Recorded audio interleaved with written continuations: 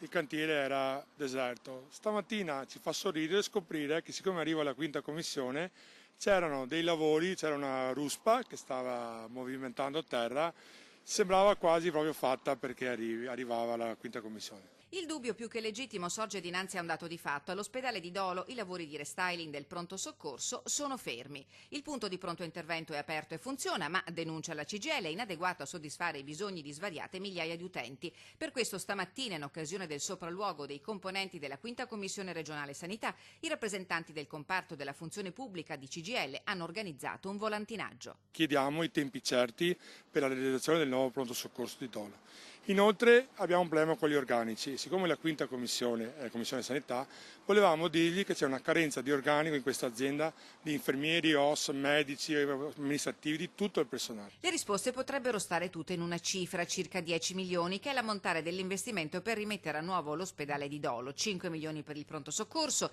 2 milioni per la sistemazione dell'ultimo piano e altrettanti per interventi vari.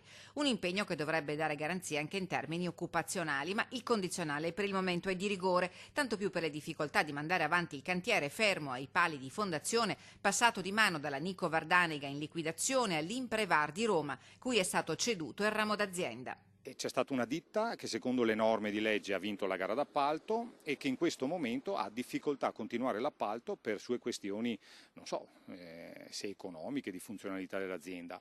La ULS, la direzione generale, ha chiesto lo scioglimento del contratto e il subentro a un'ingraduatoria successiva. Sono procedure di legge che la direzione sta espletando in maniera puntuale e pertanto credo che a breve continueranno i lavori con la massima velocità. Il sopralluogo della Quinta Commissione, 2 anni di distanza, per una verifica puntuale di quanto è stato fatto. L'esito pare rassicurante e la conferma arriva dallo stesso presidente Zaia. I lavori riprendono, sono fermi perché ci sono, se non ci fossero non si fermerebbero. Non conosco i motivi del fermo, li andremo a verificare, ma comunque lì l'operazione è finanziata e si va avanti.